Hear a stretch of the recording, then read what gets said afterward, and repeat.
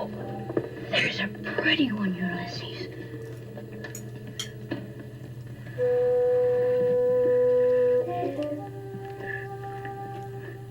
There it is. Hello, BookTube. I'm Sean Breeze Books. Welcome back to my channel and a TBR video. And when was the last time I did one of these? Oh, maybe I did do one for Women Translation Month. But I'm doing another one, this is the old me. And the me that often gets me into trouble because I want to read all these books, and I say I'm going to read all these books, and I start reading all these books, and then chaos and nervous breakdowns of the bibliophile variety ensue. But anyway, I love Shorty September, and this year it is Bert of Pastore Book Time has passed it over to Heather of Too Many Heathers, and she is co-hosting it with Roving Reader and Fiber Artsy Reads. And I'm also going to do the Shorty September book tag, which they created, and I will link all of that stuff in the show notes. Let's get started. I have an ambitious TBR, but they're all short, right? What could possibly go wrong? Here is one I've had on my shelf for quite a while. It is a reissue from Little Taller Books, which is a wonderful small press that publishes nature writing and whatnot in the UK. Set My Hand Upon the Plough by E.M. Barraud? I'm not sure how that would be pronounced. Her dates are 1904 to 1972. She was a poet, journalist, and writer. And this is a volume of her rural memoirs, 1946 originally published, followed by the second volume, Tailcorn. It's a memoir of the 5 years she spent as a land girl, including her lesbian life during those years. So how fabulous is that? If you don't know what a land girl is, I'm about to look it up so I don't get it wrong. The full name of the organization during both World Wars was the Women's Land Army, WLA. Created in 1917, bringing women into farming to replace the men that were in the military. Here's a picture of some of them harvesting in Devon in 1942. A novella that I have read twice that I loved very much by Helen Humphreys called The Lost Garden is about a group of land women. I highly recommend that for Shorty September, should you be interested. This is a memoir, and I'm looking forward to diving into it. This is 127 pages with quite a few pictures in it. I might consider this for bite shorts, pair a book with a research deep dive. If I have the time and inclination, if it would be any of these books, it would be this one, to do a deep dive into the land girls historical phenomenon. Next, I have a collection of indigenous fiction from Canada, Angel Wing Splash Pattern by Richard Van Camp. My friend Christy Jordan Fenton recommended this one to me, and funnily enough, I've got way down in the basement the bookmark that goes with this, which is signed by Richard Van Camp. And I got it first in Edmonton a couple of summers ago, and then I went ahead and got the book, and now it's time to read it. And this one would qualify for Patent Leather Shorts, a graphic novel, because the last two stories in the collection are in fact graphic stories, whereas the rest of it is all textual. So there you go. The next one will fit for reading a translated shorty, About Uncle by Rebecca Gisler, translated from the French by Jordan Stump. This is put out by Two Lines Press last year. The unnamed young female protagonist wants to make her way in the world, but she ends up moving to a small town on the seaside to care for her uncle, who's a disabled war veteran. Now that sounds like a Sean book. Maybe this will be the one I do for the prompt running shorts. Read a book in a day. Could happen. Laurie and Joe by Amy Arnold.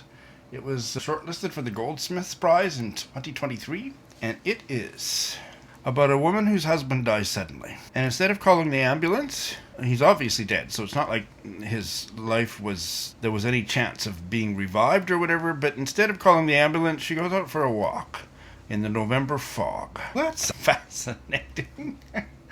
Who is Amy Arnold? I don't know. She lives in Cumbria. Don't really know anything about Cumbria.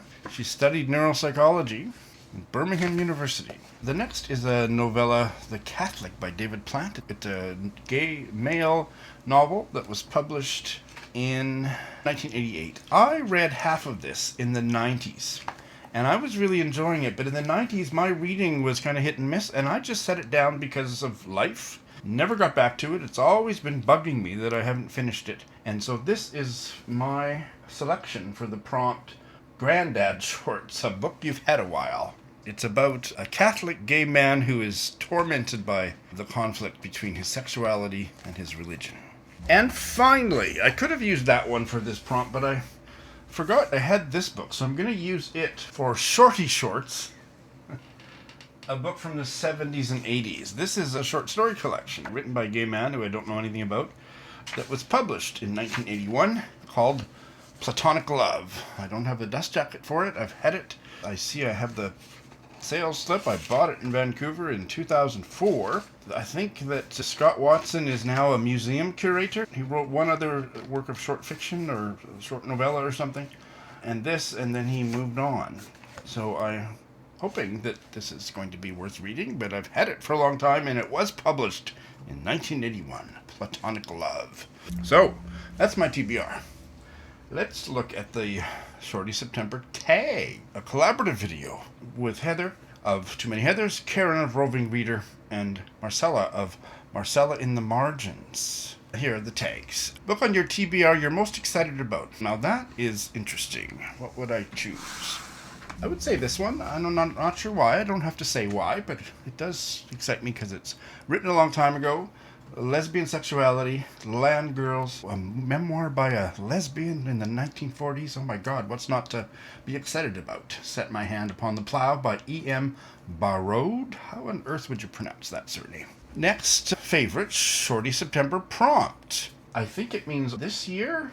I would choose the Bike Shorts. Pair a book with the research deep dive. I like that one. The second part of this prompt is an idea for a new Shorty prompt, and I haven't thought about this at all, so I'm going to say, and I guess this is suggestions for next year, I'll suggest two. Read a Shorty published in the year of your birth, or read a Shorty published this year. So for next year, that would be 2026. Not very original, but that's all I got off the top of my head. Next prompt, favorite Shorty book of all time. And hands down, that would be J.L. Carr's short novel, A Month in the Country. I talk about it all the time on my channel, so I'm not going to say much about it here, other than that it was published in 1980. It was shortlisted or longlisted for the Booker. It's one of my favorite works of fiction ever. I reread it every couple of years. It's almost time for another one. And set in 1920 in Yorkshire, a young World War I veteran who has been injured. He's also trained in art restoration, and he is hired to go out to Yorkshire to this little town, Oxgodby, to restore a mural on the wall. And it's everything that happens to him that summer. It's just wondrous. The next one is a book that maybe should have been Shorty. Oh, what would be a book that I've read in the last while that I thought was too long? Again, I'm doing this by the seat of my pants here, so let me go look at some of my 3-star reads. That's probably the way I'm going to find it the fastest. Feeling a book is too long is not one of my typical critiques, so I've gone through a large list of 3-star reads over the past, going back more than a year, and there's nothing jumping out at me. Here's one I gave 5 stars to that I felt could have been shorter. Not a shorty, but Of Human Bondage by W. Somerset Maugham. It was 400, 500 pages, I don't remember, but it was a bit too long, I thought. So that's the best I can do for that one. The last prompt is recommend a book that captures the vibes of this photo. Here it is. Yeah, this is going to be a challenge too, but I think I can. Let's see. I will choose one I did a vlog last year for Shorty September, and one of the books on there was Rumi and the Red Handbag by Shawna Lemay. A wonderful novel about a work friendship between an older woman and a younger woman, both of them working at a second-hand clothing shop.